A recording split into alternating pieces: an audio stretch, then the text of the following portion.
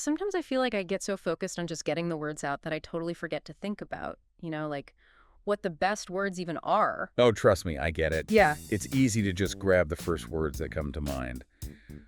But this list of synonym pairs you sent over this tells me you're ready to really refine your communication, right? You're thinking about the nuance, how those little shades of meaning can make a huge impact. Yeah, exactly. It's kind of like realizing there's a whole world of spices beyond just salt and pepper.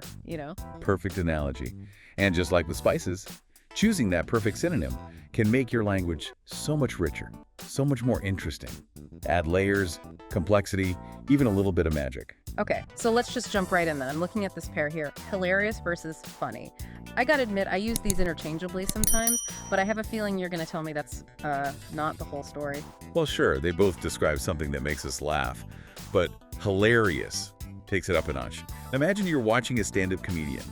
Funny might get a few chuckles, but hilarious, that's when you're wiping away tears because you can't stop laughing. So hilarious is like the laugh track on a sitcom, but cranked up to 11. Exactly. It's about the intensity, the sheer absurdity that just leaves you breathless. It's about painting that vivid picture with your words, making your listener feel like they're right there with you, experiencing it all. That makes so much sense. It reminds me of this one time. Oh, I do love a good story. Tell me. Well, okay, so I was at this dinner party with some friends, and someone told this story about a disastrous first date. And it wasn't just funny, it was hilarious. Like, we were all doubled over, snorting with laughter. See? You instinctively knew which word to use. And by choosing hilarious, you're bringing your listener right back to that dinner party, sharing that moment of connection and laughter. That's amazing. I never thought about it like that. Okay, now I'm looking at kind versus compassionate. These are words I use all the time, especially like writing recommendations and stuff. But I'm guessing there's more to it than meets the eye. Absolutely. Kind is a wonderful quality, don't get me wrong. It's about being friendly, considerate, generous. But compassionate suggests something deeper, a real understanding of someone's suffering and a desire to help. So it's like kind is holding the door open for someone, but compassionate is like sitting down with them, really listening to their problems. Exactly. Compassionate implies you're willing to go beyond those surface-level gestures. Think of people like Mother Teresa, the Dalai Lama. They're not just kind, they radiate compassion. Okay, that makes perfect sense. Now, I'm curious about this pair. Vacation versus holiday. I use these interchangeably, especially when I'm talking about travel, but I have a feeling you're going to tell me there's like a deeper cultural thing going on here. You're absolutely right. Both involve taking time off, sure. But holiday often has this connotation of a specific cultural or religious celebration. Think Christmas, Easter, Ramadan holidays with deep roots in tradition. So holiday is more about like observing a specific occasion, and vacation is more about just taking a break from everyday life. Exactly. And it's interesting, the word holiday actually comes from holy day. It really shows how language reflects our history and values. Wow, I had no idea. So by choosing holiday, we're actually tapping into centuries of tradition. Okay, let's talk about this pair. Brave versus courageous. This one really intrigued me. Yes. These are words we often use to admire someone's actions, but they definitely have distinct connotations. Imagine a firefighter rushing into a burning building to save someone. That's undoubtedly brave, a truly instinctive act of heroism. Okay, yeah, I'm with you. So where does courageous fit in? Now, picture someone speaking out against injustice, knowing they could face serious consequences. That's courageous. It's a conscious decision to face fear, even when it's incredibly difficult. So brave is more about like acting in the heat of the moment, and courageous is about deliberately choosing to overcome fear. You nailed it. Think Rosa Parks refusing to give up her seat on the bus. That was a courageous act that helped spark a movement. This is incredible. I'm starting to see how picking the right synonym doesn't just make my language more precise, it can make it so much more powerful and impactful. It's like I'm adding all these layers of meaning and emotion to every sentence. Exactly, and that's what makes language so fascinating. It's not just about communicating information, it's about connecting with your audience on a deeper, more meaningful level. Okay, I am ready to tackle another pair from this list. Fantastic. Which one caught your eye? I'm looking at devour versus eat. They seem pretty simple on the surface, but knowing what we've talked about already, I bet there's more to it. Oh, you bet there is. Eat is just our everyday verb, nothing fancy. But devour, that paints a whole different picture, doesn't it? Yeah, it does. Like, I eat cereal in the morning, but I might devour a burger after a long day. Exactly. There's this enthusiasm with devour, almost a wildness. It's like you're not just eating to satisfy hunger, you're really indulging in the experience. It's so vivid, too. Suddenly, I'm not just imagining someone chewing. I'm seeing them, like, really savoring each bite, lost in how good it tastes. That's the power of picking the right word. You're not just giving information, you're creating a whole experience for your audience. Okay, I gotta ask about giggle versus laugh, too. Are they really that different? Oh, absolutely. Even the sounds are different. Think about it. A giggle is light, almost like a secret. A laugh can be loud, boisterous, even a quiet chuckle. You're right. I can practically hear the difference. Giggle makes me think of kids whispering a joke they're not supposed to be telling. Exactly. Now imagine you're writing a scene where two characters are flirting. Would they laugh at each other's jokes, or would they giggle? Ooh, that's a good point. Giggle has that playful, intimate feeling that laugh just wouldn't have. Precisely. And that one small choice adds so much to the scene. The reader can feel that connection between the characters. This is amazing. Even the simplest words have these hidden personalities just waiting to be discovered. And as you get more aware of those nuances, you'll start using them naturally. Okay, let's look at permanent versus enduring. Both suggest something lasting, but with a slightly different vibe. I'm intrigued. I feel like I default to permanent when I want to emphasize that something will last a long time. And that's fine a lot of the time. Yeah. Permanent means something's meant to last indefinitely. Think of a permanent marker. It's designed to leave a mark that won't fade. Okay, yeah. So how is enduring different? Enduring has this sense of resilience, like it's already stood the test of time. Think enduring love or an enduring legacy. Wow, enduring has a depth that permanent doesn't. It's like the difference between a new building and ancient ruins. Both might be standing, but the ruins have a story. That's a beautiful way to put it. Picking the right synonym is all about telling the right story. It's about using language to make that emotional connection with whoever's listening. This is mind-blowing. I'm starting to think I've been using like a black and white filter on my language when there's a whole rainbow of colors out there. And that's what this whole deep dive is about, helping you find those colors and use them to make your communication more vibrant and powerful. Okay, hit me with another one. What else is on the list? How about quick versus fast? I think you, with your love of stories, will appreciate this one. Okay, quick and fast. They both have to do with speed, but quick feels more immediate, like a burst of energy, whereas fast is more sustained. Like a cheetah is fast, but a hummingbird's wings are quick. Exactly.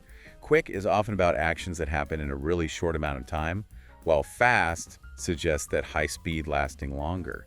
Think about how you'd use them differently in a story. Oh, I see. If I'm describing a character dodging an attack, that's quick. But if they're winning a marathon, they gotta be fast. Precisely. The word you choose helps to set the pace and the tension of your story. It's about using language to build a world the reader can really experience. I'm loving this. It's like I'm learning this secret code to take my storytelling to a whole new level. And as you master that code, you'll find your writing becoming more captivating and your stories even more powerful. Okay, let's shift gears a bit. How about temporary versus short-term? Both mean something won't last, but is there a difference? Well, I feel like temporary has a bit more uncertainty. Like we know it won't last forever, but we don't know for how long. Short term feels more defined. Like we have a general idea of the time frame. You nailed it. Temporary means it's not permanent, but doesn't specify how long. Same. Like a temporary tattoo, we know it'll fade, but who knows when short-term, though, implies a set limit. Like a short-term loan where you have to pay it back by a certain date. Exactly. With short-term, you're giving your audience more information, making things clearer. This is so useful. I'm seeing how choosing the right synonym can make communication more efficient too, cutting out unnecessary explanations. That's a great point. Precise language can make things much clearer. Okay, let's look at one that's super relevant these days. Busy versus productive. Ooh, good one. I feel like I use busy as a badge of honor sometimes, but deep down I know it's not always a good thing. And that's the core difference. Busy just means you have a lot going on. Yeah. Doesn't mean it's meaningful or getting you anywhere. So it's like busy is running on a hamster wheel, but productive is actually making progress. Perfect analogy. Productive means you're not just occupied, you're actually achieving something, moving towards a goal. This is a powerful distinction. It makes me want to reevaluate how I'm spending my time and energy. That's the beauty of language. It can challenge how we think, inspire us to change. It can even help us live better lives. I'm so inspired. Ready for more of these synonyms. What's next? This one's perfect for someone like you, always focused on growth and development. Change versus transform. What are your thoughts? Change seems more gradual, like making adjustments over time. Transform feels bigger, more dramatic, like a total makeover. You're spot on. Change implies a shift, while transform is more profound, a fundamental change. Think about a caterpillar changing into a butterfly. Perfect example. The caterpillar changes as it sheds its skin, but it transforms into a whole new creature. Precisely.